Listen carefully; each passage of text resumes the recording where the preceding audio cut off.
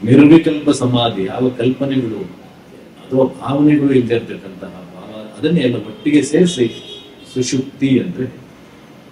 So ಆ ಸ್ಥಿತಿಗೆ ಹೋದಾಗ ನಮ್ಮಲ್ಲಿ ಯಾವ ಭಾವನೆಗಳು ಇಲ್ಲದೆ ರೀತಿಯಲ್ಲಿ ನಾವು ಒಂದು ಅಟ್ಲೀಸ್ಟ್ ಒಂದು 90 ನಿಮಿಷಗಳು ಅಥವಾ ಒಂದು 60 ನಿಮಿಷಗಳು ಅಥವಾ ಒಂದು 2 ಗಂಟೆಗಳ ಧ್ಯಾನ, ಆಗ ಈ ನಾನು ಕೊಟ್ಟಿರ್ತಕ್ಕಂತಹ ಹೀಲಿಂಗ್ ಪವರ್ಸ್, ಆ ಮಂತ್ರದ ಶಕ್ತಿಗಳು, ನಿಮ್ಗೆ ಕೊಟ್ಟಿರ್ತಕ್ಕಂತಹ ಶಕ್ತಿ ಎಲ್ಲವೂ ಸೇರಿ ಇಲ್ಲಿ ಪ್ರೋಗ್ರಾಮ್ ಮಾಡ್ತಿರುತ್ತೆ.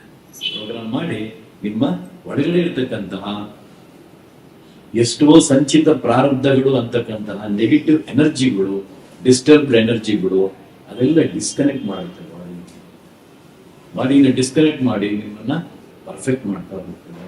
ನಿಮ್ಮ ಮನಸ್ಸನ್ನ ಪರ್ಫೆಕ್ಟ್ ಮಾಡುತ್ತೆ, ನಿಮ್ಮ ಬಾಡಿಯನ್ನು ಪರ್ಫೆಕ್ಟ್ ಮಾಡುತ್ತೆ, ನಿಮ್ಮ ಚಕ್ರಗಳನ್ನ ಅಲೈ ಮಾಡುತ್ತೆ.